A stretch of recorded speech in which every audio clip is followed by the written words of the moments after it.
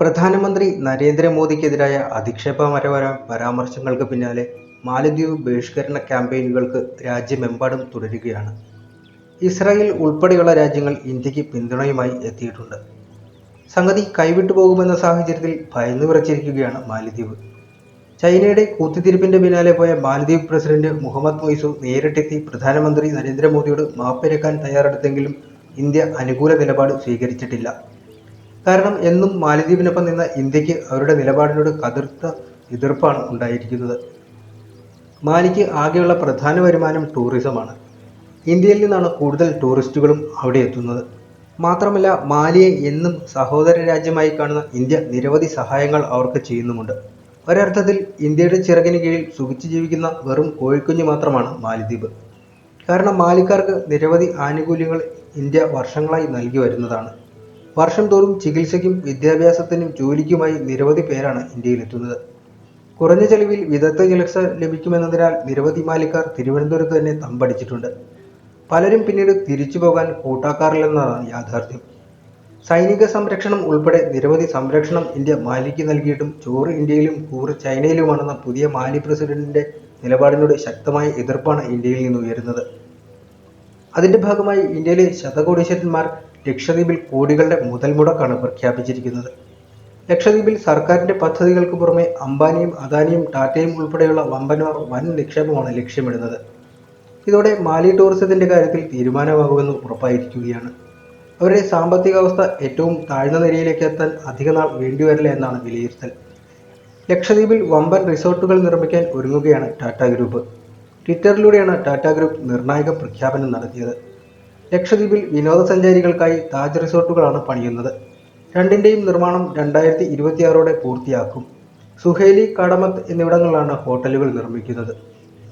അത്യാഡംബര കപ്പലുകളെ വെല്ലുന്ന രീതിയിലായിരിക്കും ഹോട്ടലുകളുടെ നിർമ്മാണം. സുഹേലിയിൽ നിർമ്മിക്കുന്ന താജ് റിസോർട്ടിൽ 110 മുറികൾ ഉണ്ടാകും. 60 ബീച്ച് വില്ലകളും 50 വാട്ടർ വില്ലകളും ആകും ഇവിടെ ഉണ്ടാവുക.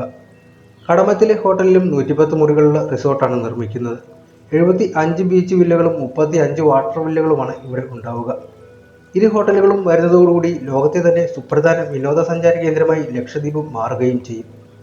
അതേസമയം രാജ്യത്തെ പല വൻകിട കമ്പനികളും ലക്ഷദ്വീപിന്റെ ടൂറിസം ലക്ഷ്യമിട്ട് നിർണായക പദ്ധതികൾ നടപ്പാക്കാൻ ആലോചിക്കുന്നുണ്ടെന്നാണ് വിവരം. ലക്ഷദ്വീപിൽ പുതിയ വിമാനത്താവളം നിർമ്മിക്കാനുള്ള പദ്ധതിയുമായി കേന്ദ്ര സർക്കാർ മിനിക്കോയ് ദ്വീപാണ് ഇതിനുവേണ്ടി പരിഗണിക്കുന്നത്. ലക്ഷദ്വീപിന്റെ വിനോദസഞ്ചാര മേഖലയെ അഭിവൃദ്ധിപ്പെടുത്തുകയാണ് പ്രധാനമായും സർക്കാർ ലക്ഷ്യമിടുന്നതെങ്കിലും യുദ്ധവിമാനങ്ങൾ ഉൾപ്പെടെയുള്ള സൈനിക വിമാനങ്ങൾക്കും യാത്രാ വിമാനങ്ങൾക്കും പറന്നിറങ്ങാനും പറന്നുയരാനുമുള്ള സൗകര്യം വിമാനത്താവളത്തിലുണ്ടാകും. സൈനിക, വാണിജ്യ, വ്യോമഗതാഗതം സാധ്യമാക്കുന്ന വിമാനത്താവളമായിരിക്കും മിനിക്കോയിൽ നിർമ്മിക്കുന്നതെന്ന് സർക്കാർ വൃത്തങ്ങളെ ഉദ്ധരിച്ച് വാർത്താ ഏജൻസി റിപ്പോർട്ട് ചെയ്യുന്നുണ്ട്.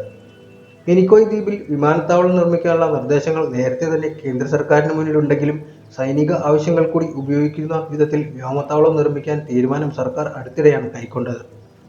പദ്ധതി സർക്കാരിന്റെ പ്രാഥമിക പരിഗണനകൾ ഉൾപ്പെട്ടിട്ടുണ്ടെന്നും നിർമ്മാണം സംബന്ധിച്ചുള്ള നടപടികൾ അന്തിമഘട്ടത്തിലാണെന്നുമാണ് ഔദ്യോഗിക വിവരം.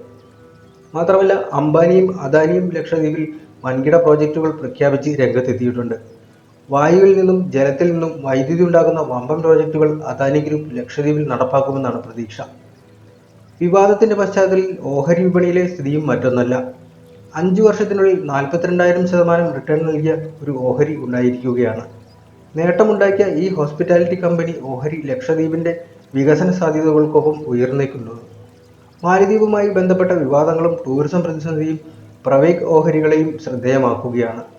3% ഇടിഞ്ഞ് 1782 രൂപയിലാണ് കഴിഞ്ഞ ദിവസം ഓഹരി വിലയെങ്കിലും വൻ നേട്ടമാണ് ഉണ്ടാക്കിയിരിക്കുന്നത്.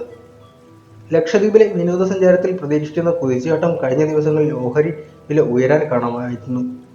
കഴിഞ്ഞ ട്രേഡിംഗ് സെഷനിൽ ഓഹരി 20% അപ്പർ സ്ക്യൂട്ടിൽ എത്തിയിരുന്നു. ഒരു ഷെയറിന് 1219 രൂപ എന്ന പുതിയ റെക്കോർഡിലേക്ക് ഉയർന്നതിന് ശേഷമാണ് ഓഹരി വില ഇടിഞ്ഞത്. മുൻ ട്രേഡിംഗ് സെഷനുകളിലും നേട്ടമുണ്ടാക്കിയിരുന്നു. 3 ട്രേഡിംഗ് സെഷനുകളിലായി മൊത്തത്തിൽ 47% നേട്ടമുണ്ടാക്കിയ ശേഷമാണ് ഓഹരി വില ഇടിഞ്ഞത്. 2023 ഡിസംബറിൽ ലക്ഷദ്വീപിലെ അഗാത്തിയിൽ ഒരു വൻകിട പ്രോജക്റ്റിനായുള്ള ഓർഡർ കമ്പനിക്ക് ലഭിച്ചിരുന്നു. 3 വർഷത്തേക്കാണ് പദ്ധതിയെങ്കിലും 2 വർഷം കൂടെ കാലാവധി നീട്ടിയിട്ടുമുണ്ട് അവർ. ഇന്ത്യ മാലദ്വീപ് തർക്കം ആരംഭിച്ചതു മുതൽ ഒരു വശത്ത് ബോയ്ക്കോട്ട് മാലദ്വീപ് എന്ന ഹാഷ്ടാഗ് സമൂഹ മാധ്യമങ്ങളിൽ ട്രെൻഡായി കഴിഞ്ഞു. മറുവശത്ത് ചലോ ലക്ഷദ്വീപ് ക്യാമ്പയിനും ശക്തി പ്രാപിച്ചു വരികയാണ്.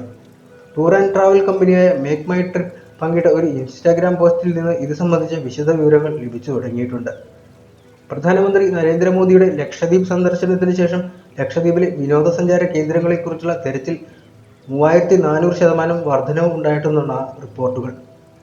ഇതിന് പിന്തുണയുമായി ഇന്ത്യൻ സെലിബ്രിറ്റികളും ഇന്ത്യൻ വിനോദസഞ്ചാര മേഖലയിലെ ഒരു വിഭാഗവും എത്തിയതോടെ ഈ രാഷ്ട്രീയ വിവാദം അന്താരാഷ്ട്ര വിനോദസഞ്ചാര സമൂഹം ശ്രദ്ധിക്കപ്പെടുകയാണ്. മാലദ്വീപിന് പകരം ഇന്ത്യക്കാർ ലക്ഷദ്വീപിനെ ഉയർത്തിപ്പിടിക്കുകയും അവിടേക്ക് യാത്രകൾ നടത്തണമെന്നുമാണ് ഈ ക്യാമ്പയിൻ പങ്കിടുന്നവരുടെ വാദം. മാലദ്വീപിനെ തോൽപ്പിക്കുന്ന പ്രകൃതി ഭംഗിയും ടൂറിസം സാധ്യതയും ലക്ഷദ്വീപിനുണ്ടെന്നാണ് ഇവർ പറയുന്നത്. അതിനിടെ ലക്ഷദ്വീപ് ടൂറിസത്തെ പ്രോത്സാഹിപ്പിച്ചുകൊണ്ട് രംഗത്തെത്തിയിരിക്കുകയാണ് ഇസ്രായേലും. കേന്ദ്ര സർക്കാരുമായി ചേർന്ന് കടൽ ജല ശുദ്ധീകരണ പദ്ധതി ആരംഭിക്കാൻ ഒരുങ്ങുകയാണെന്നും ഇന്ത്യയിലെ ഇസ്രായേൽ എംബസി എക്സിലൂടെ വ്യക്തമാക്കിയിട്ടുണ്ട്. കേന്ദ്ര സർക്കാരിന്റെ അഭ്യർത്ഥന പ്രകാരം കടൽ വെള്ളത്തിൽ നിന്ന് ഉപ്പ് വേർതിരിക്കുന്ന പദ്ധതി ആരംഭിക്കുന്നതുമായി ബന്ധപ്പെട്ട് കഴിഞ്ഞ വർഷം ഞങ്ങൾ ലക്ഷദ്വീപിൽ ഉണ്ടായിരുന്നു. അടുത്ത ദിവസം മുതൽ ഈ പദ്ധതിയുടെ പ്രവർത്തനങ്ങൾ ആരംഭിക്കാൻ ഇസ്രായേൽ തയ്യാറാണ്. ലക്ഷദ്വീപിന്റെ അതിമനോഹരമായ വെള്ളത്തിനടിയിലെ സൗന്ദര്യം കാണാത്തവർക്കായി ഇതാ ഈ ദ്വീപിന്റെ വശ്യതയിലേക്ക് ആകർഷിക്കുന്ന ചില ചിത്രങ്ങൾ എന്നാണ് ഇസ്രായേൽ എംബസിയുടെ കുറിപ്പ്. ഈ പോസ്റ്റിൽ ലക്ഷദ്വീപിലെ അതിമനോഹരമായ ബീച്ചുകളുടെയും സമുദ്രജീവികളുടെയും ചിത്രങ്ങളും ഉൾപ്പെടുത്തിയിട്ടുണ്ട്. അതേസമയം ഇന്ത്യയിലെ മാലദ്വീപ് പ്രതിനിധിയെ തിങ്കളാഴ്ച വിദേശകാര്യ മന്ത്രാലയത്തിലേക്ക് വിളിപ്പിച്ച് മാലദ്വീപിലെ നിരവധി മന്ത്രിമാർ മോദിക്കെതിരെ നടത്തിയ പരാമർശങ്ങളിൽ കടുത്ത അതൃപ്തി രേഖപ്പെടുത്തുകയുണ്ടായി. മോദിയുടെ പോസ്റ്റിനെതിരെയുള്ള വിമർശനത്തെ തുടർന്ന് മാലദ്വീപ് സർക്കാർ 3 മന്ത്രിമാരെ സസ്പെൻഡ് ചെയ്യുകയും ചെയ്തിരുന്നു. വിദേശ നേതാക്കൾക്കെതിരെ സോഷ്യൽ മീഡിയ പ്ലാറ്റ്ഫോമുകളിൽ നടത്തിയ അപകീർത്തികരമായ പരാമർശങ്ങളെക്കുറിച്ച് സർക്കാരിന് അറിയാമെന്നും വ്യക്തിപരമായ കാഴ്ചപ്പാടുകൾ രാജ്യത്തിന്റെ നിലപാടിനെ പ്രതിനിധീകരിക്കുന്നില്ല എന്നും മാലദ്വീപ് വിദേശകാര്യ മന്ത്രാലയം അറിയിക്കുകയുണ്ടായി. കണക്കുകൾ പ്രകാരം കഴിഞ്ഞ വർഷം മാലദ്വീപ് സന്ദർശിച്ച വിനോദസഞ്ചാരികളിൽ അധികവും ഇന്ത്യക്കാരാണെന്നാണ് വിലയിരുത്തൽ.